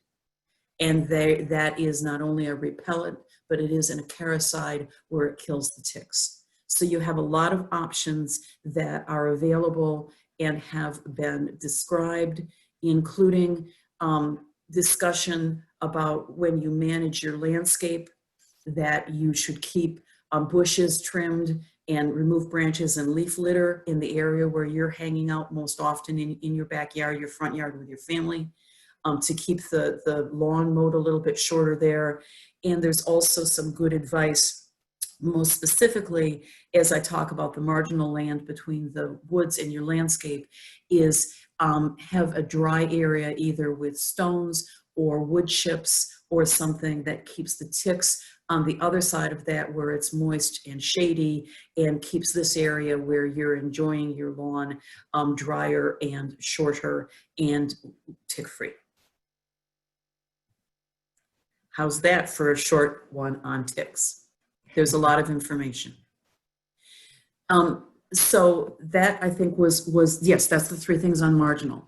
So managing your landscape, I've got a couple of different things I want to talk about here. You've done property sketches for a couple of the sessions early. I think when you think about managed landscapes, there's a couple more things you need to think about because you're doing digging and you need to think a little bit more about things. So obstructions above and below. Know where your septic is. Don't plant a food vegetable garden on top of your septic. It may be the best flat place with the most sun, but that's not a place where you want to plant things for food. I don't know how many times I've cut my cable, 3 now, as I dug something. No cable, no electrical above, below, etc. And mark that on your map. Truly, truly, truly no sun and shade. Take a weekend, take a camera, go out in spring and fall and summer, and know where you have sun and know where you have shade. And when you've been in a home for 30 years or more like I have, realize that what used to be sun has probably gone to more shade as the trees have grown up. So when you don't understand why things are growing the way they used to, you probably don't have the amount of sun that you used to. Hardiness in microclimates. You can zoom in on the USDA zone map now and see exactly what your hardiness zone is. You can think about microclimates because if you spend the time digging holes in rock and planting trees or shrubs, and 2 or 3 years later they get wiped out in a colder winter, that's frustrating and discouraging, and you might not do it again. Same thing with wind. In spring, I see more wind damage of boxwoods than people realize because they didn't realize what a cold wind can do to desiccate shrubs.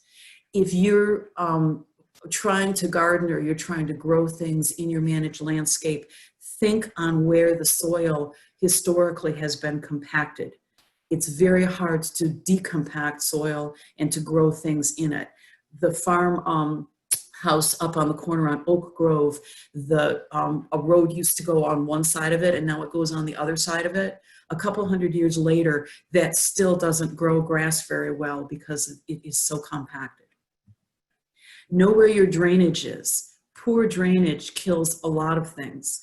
I've had 3 calls this spring where bad drainage from last year killed mature oaks because they got root rot and they just collapsed, and they were very big old oak trees that we would imagine are impervious, but they got phytophthora root rot. So good drainage, bad drainage is certainly important to know about. Understand your soil characteristics. Understand if you've got clay, if you've got shale, if you've got loam.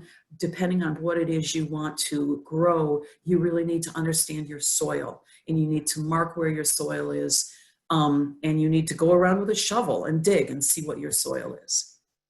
Think about slopes. I said I've got really bad slopes coming from the property behind us, coming down to the back of the house, and then sloping down the front yard, and then really ditching down the driveway. So I have to think about erosion, I have to think about water. And certainly think about wildlife interference. I've got deer, so unless I physically restrict the shrubbery and the food gardens, they're going to eat it sooner or later. Sooner or later, it's going to get hot enough and dry enough in the summer, or sooner or later, it's going to get cold enough in winter that they're going to eat what they can reach, especially if it's small before it gets larger when you first established it. Think about what existing plants you have.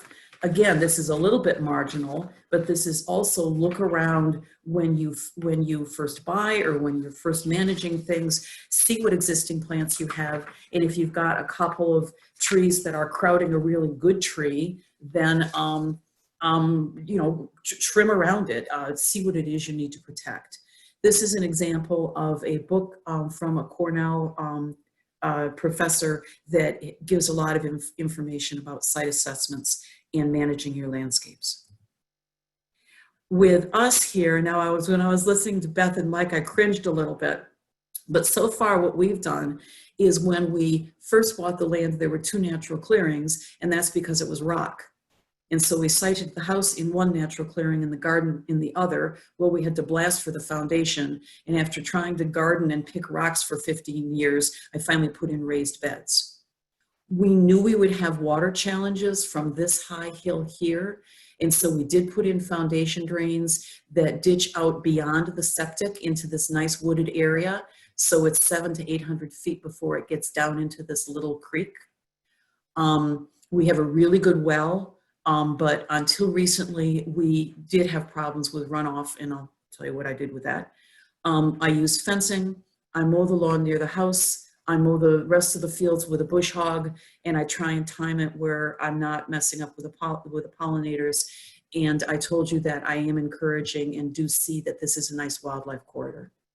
Right now, I've left these wetlands alone because I have no idea how to manage them. I've learned more today.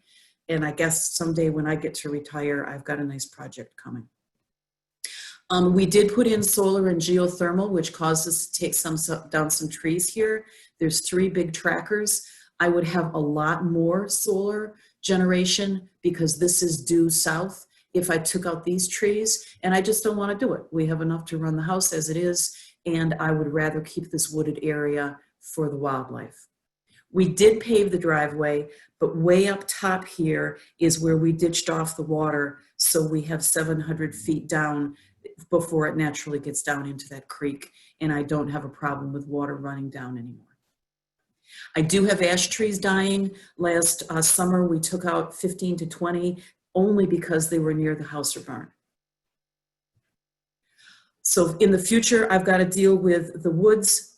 Each time I'm doing something, I'm trying to add native shrubs and hit the wrong button, and just trying to deal with making some changes, including the wetlands and decreasing the lawn.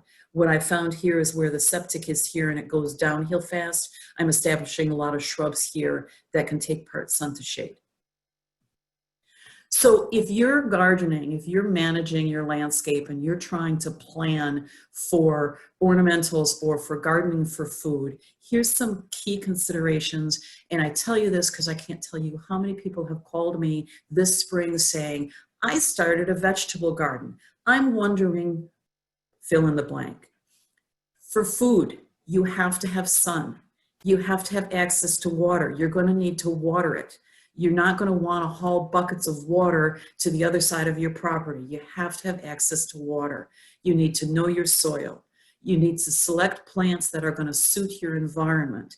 You're going to need to know what can be in spring, what can be in summer, why you start tomatoes and peppers early indoors. It's because they take so long to mature that you wouldn't have fruit, or you'd have it just as the first frost hit.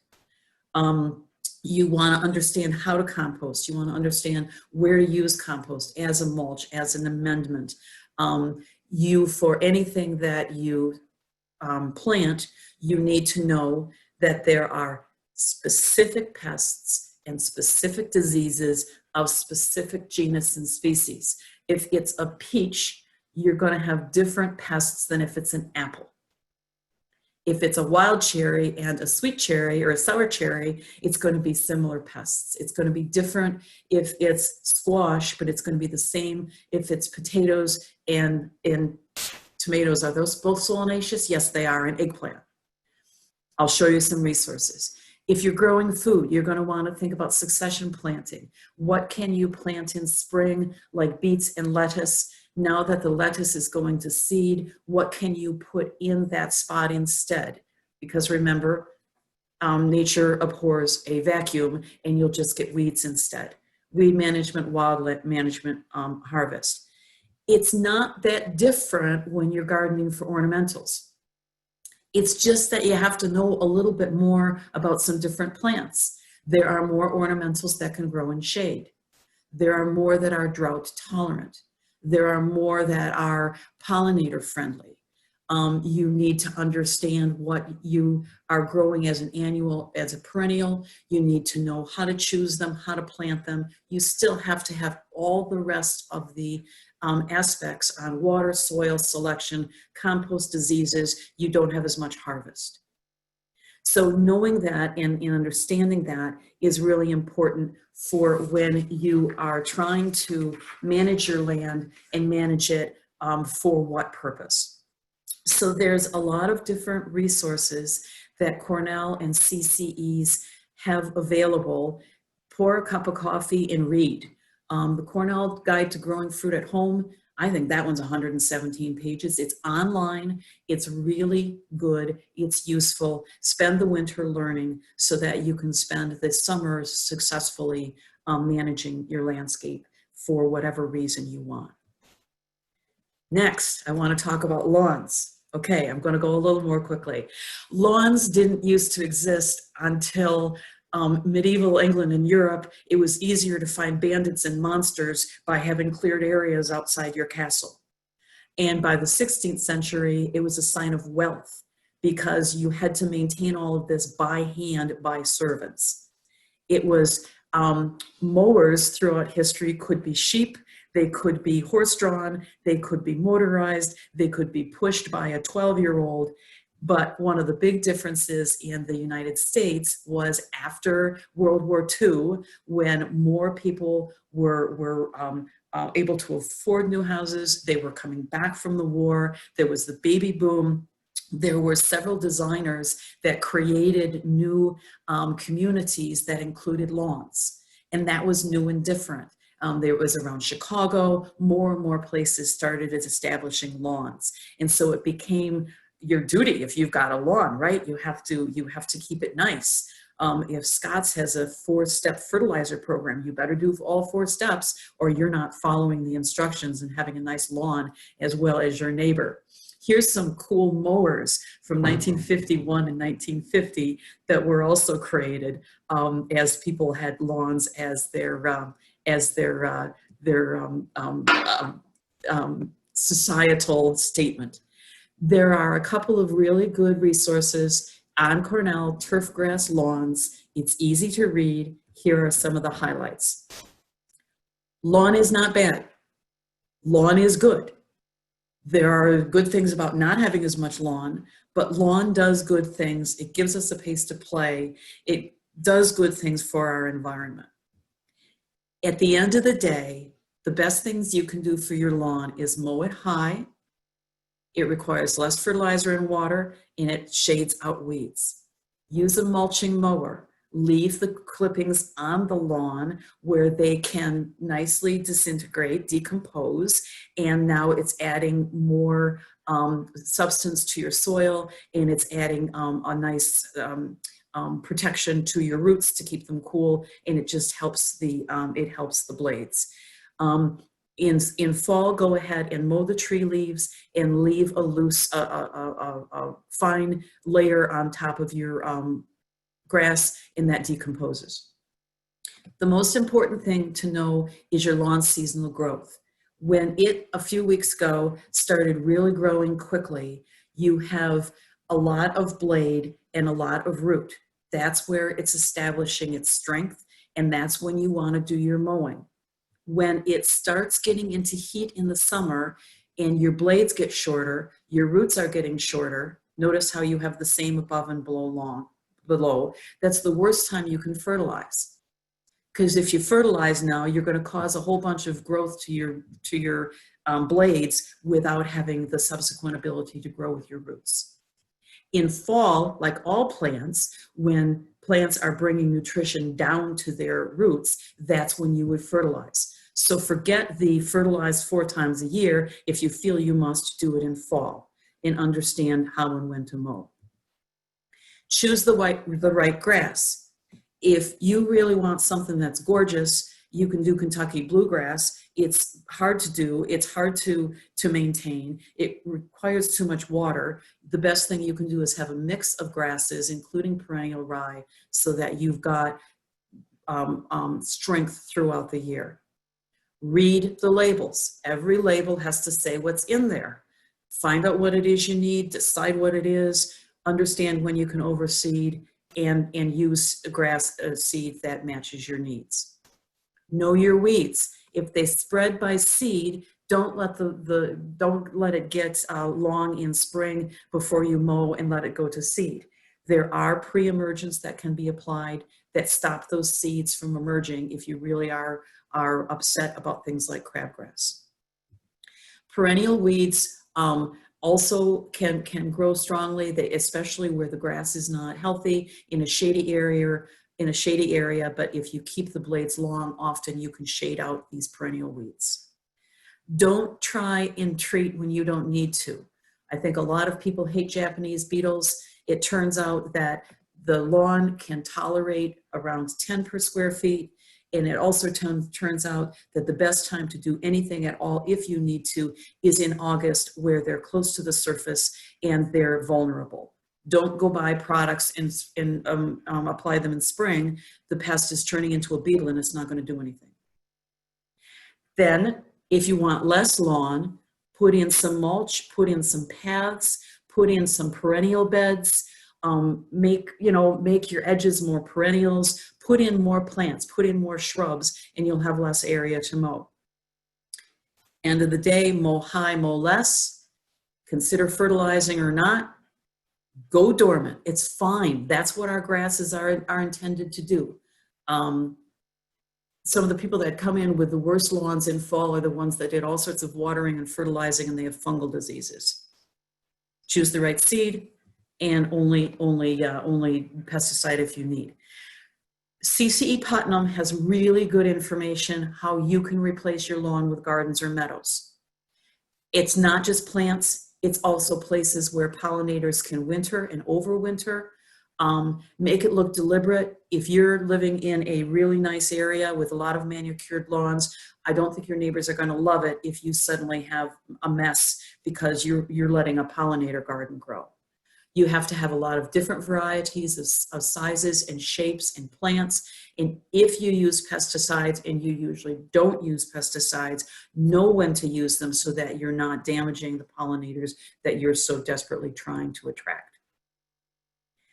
That's what I had, and here's other great resources. And I think that's my very last slide. Yes. Back to you, Sean. Thank you, Joyce. That was, I mean, obviously so much material to cover, all presentations tonight. I think the take home is that there are a ton of resources out there available to everyone, and we're here to share as many of those as possible. You have lots of reading to do and homework. And then also, I would just, Joyce, not to your workload, but I would just encourage anyone to reach out to Joyce. Do you want to mention when's the best time to reach out to you? I know you got. So you can get to me more ways than anyone can imagine. You can email me, you can call me. We have the hotline on Wednesday morning from 9 till noon, 677-5067. You can go to the website, and if you say gardening, it comes to me. Usually the master gardeners are helping answer questions, but we can't do that right now. But hey, it's summer. And so I've gotten enough experience that we can identify insects, and we can identify pests and diseases and help with general questions. It's what we do. So please feel free to contact me. Great. Do you want the screen back, Sean? I got it. That's fine. Yeah. So we do have about 5 or 6 minutes for questions, and just until we are out of time, and if people do have further questions, we can hang around a little bit longer, but I just want to be time. But so if anyone does have questions for Joyce, Mike, Julie, excuse me, Beth, or any of our other presenters from the other 3 sessions, please feel free to either type in the chat box, or there is the raise hand function. And if you want to. Can I address Charles's question about 47 acres? Yeah, go ahead. Find the book or lectures by Larry. I think it's Weaner. It's not simple to establish meadows, but there are ways to do that. And it's a mix of when to mow and how, as well as how to introduce new grasses and new perennials and other materials. It's hard to do, but it can be done. Great. Oh, we got an interesting question. What is each presenter's favorite native plant species? Joyce. I like ninebark now because it's a really cool shrub, and it's deer resistant, and there's all sorts of cultivars that have different colored leaves, and so you can pretend that you're being a la-di-da ornamental landscaper, and yet it's a native. Yeah. For me, it's milkweed. I love monarchs. So.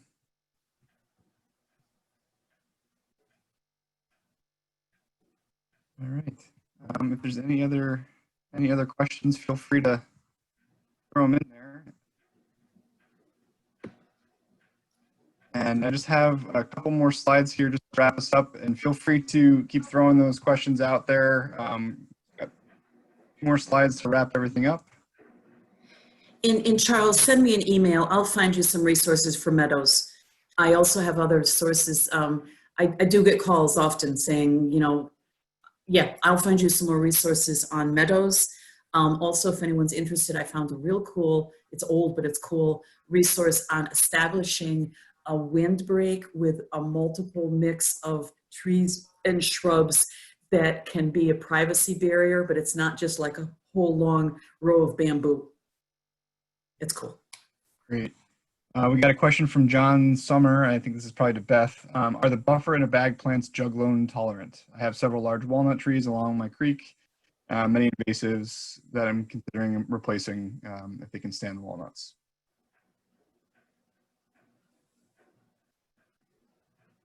Not sure if Beth is around to answer that one. Hi, can you hear me? Yep. Sorry, I was having trouble with my computer. John, yes, there are some that are jug loan tolerant, and I'm going to not get it right if I guess off the top of my head, but if you want to get in touch with me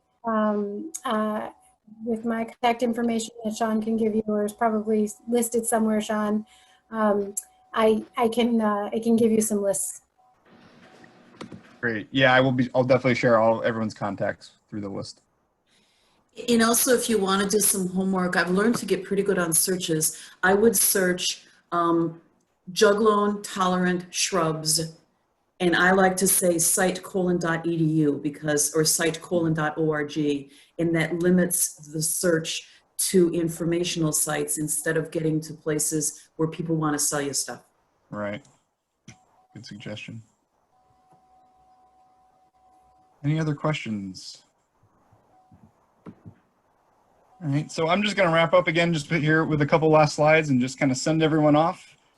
So as we get to this point, and we've kind of been planning and putting together some maps for our property, just want to encourage some next steps. I did post a homework activity for following this session. Obviously, we don't have a session 4, but I encourage you all to take a look at that and keep going with all this even after we're done here. So mapping out your management projects, the goals and outcomes. Again, I'm going to keep hitting home, prioritize. We have a ton of, there's a ton of potential ideas. So making sure you can kind of put some of those to the forefront. Creating a realistic timeline. So this is an example here that I kind of recreated in the homework. Putting down a start and completion date, your best guesses for that. Don't forget to consider costs. Obviously, financial issues can be a challenge or an impediment to this process, so make sure you're considering that. And then getting into it, right? Implementing these projects, tracking your progress, and then considering, if there's maintenance involved with that, and then reassessing or revisioning in future years. So again, just some more resources. These are, just wanted to highlight, again, we cover a ton of material in 6 hours over 3 days. So there's lots of other events and trainings that are going on regularly with our partners. So just wanted to highlight some of these other resources. The Cary Insitute has events and trainings going on all the time. And if you have more questions about that, feel free to check out their website or talk to Mike offline. Of course, CCEDC, our Master Gardeners and Joyce have tons of educational programming going on all the time. And Joyce is a wealth of knowledge, as I'm sure you all know by now, and encourage you reaching out to her with questions. Estuary program, Julie at the Land Conservancy, just some other great programs to reach out to. Joyce mentioned the Lower Hudson Prism, and then also National Wildlife Federation, New York Botanic Garden, and Brooklyn Botanic Garden. So just some great places to look for upcoming trainings and events.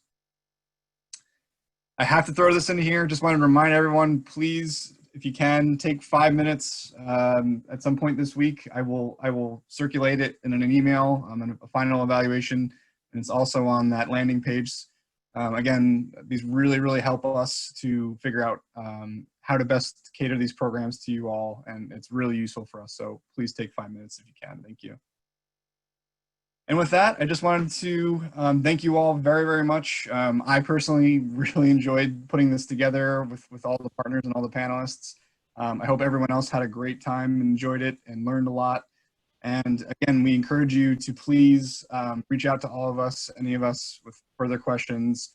Hopefully this will become something that we could continue doing in future years, maybe whittle down on some more details and more finer scale information in years to come. So again, we encourage you to keep reaching out to us, and thank you all for your time, and enjoy the rest of your week, and be in touch if need be.